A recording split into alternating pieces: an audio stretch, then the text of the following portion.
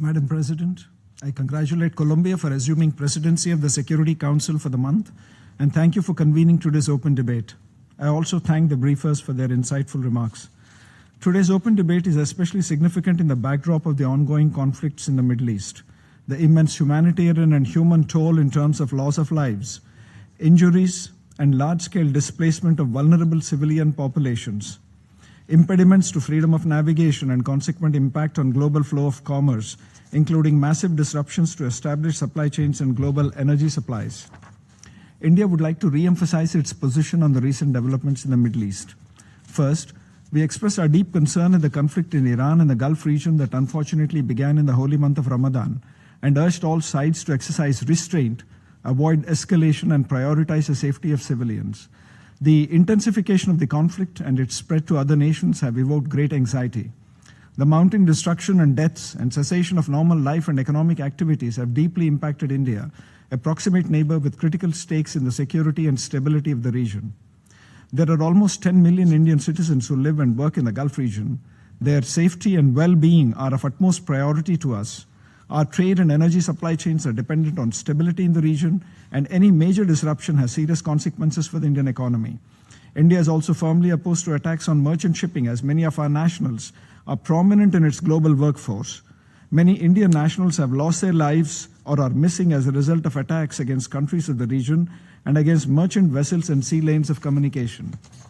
In this background, India strongly reiterated its call for dialogue and diplomacy, avoiding impeding freedom of navigation and commerce, avoiding military targeting of commercial shipping, avoiding targeting of civilian population and infrastructure, and seeking an early end to the conflict. India expressed its support to all efforts aimed at peaceful resolution of issues. Second, regarding the situation in Gaza, we believe it has grave humanitarian implications that calls for a sustained ceasefire, humanitarian access, and a credible pathway towards a durable and peaceful resolution based on a negotiated two-state solution with a sovereign, independent, viable state of Palestine living side by side in peace and security with Israel, within secure and recognized borders. This remains the only path to achieve lasting peace and overall prosperity. India is also a committed development partner of Palestine with projects worth $170 million. We will be handing over in a few days $2.5 million to UNRWA, the first tranche of our annual contribution of $5 million. Third, regarding Lebanon, we call for respect for Lebanon's territorial integrity and sovereignty and affirm the importance of implementing UN Security Council Resolution 1701 of 11th August 2006, as well as a declaration on the cessation of hostilities issued on 26 November 2024. Indian troops are deployed in UNIFIL, and we call for ensuring safety and security of peacekeepers. They carry out a vital mandate entrusted by this council, and they must not be targeted. India will also be sending medical assistance to Lebanon.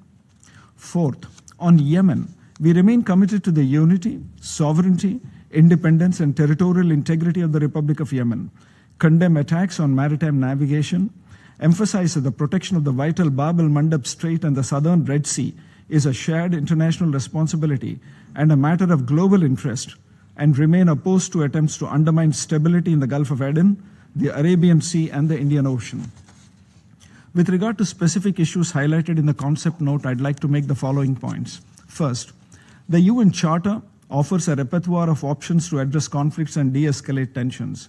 None of these options have universal applicability. Every situation warrants a tailor-made, customized approach. The context must be an important consideration in identifying the best approach. For instance, as Article 36(2) of the UN Charter specifies, procedures that have been already agreed upon by concerned parties need to be given due consideration wherever applicable. In the context of the Middle East, peace agreements between Israel and Egypt and Jordan have been very durable. Second, national ownership must be a central parameter for the implementation of third-party interventions. External solutions must not be imposed. Parties concerned must be on board with regard to undertaking actions that are aimed at achieving peaceful resolution of issues. These parties must also be fully involved at all stages. Third, the international peace and security landscape is dynamic and fast-changing. There are growing complexities due to economic crises and de-development, demographic challenges, supply chain disruptions, rising terrorism impulses, and increasing risks from emerging technologies. The UN must remain agile and equipped to deal with contemporary and future challenges. Fourth, the biggest casualty of all conflicts and disputes is human welfare and well-being, especially of vulnerable groups such as women and children. Any intervention must therefore attach centrality to alleviating human suffering. There must be a human-centric approach towards all efforts that endeavor to resolve disputes and address conflicts. Fifth, mediation frameworks once created are not fit for purpose forever. If they fail to fulfill their mandated tasks and new realities emerge that make such earlier frameworks redundant, we must adapt and continue our efforts in tune with the new realities. For example, the Palestine issue is replete with outdated mediation frameworks that are not relevant in today's context. Today's Gaza Peace Plan and the Board of Peace framework are very distinct as compared to earlier frameworks. Finally, the UN is facing questions related to legitimacy, credibility, and efficacy.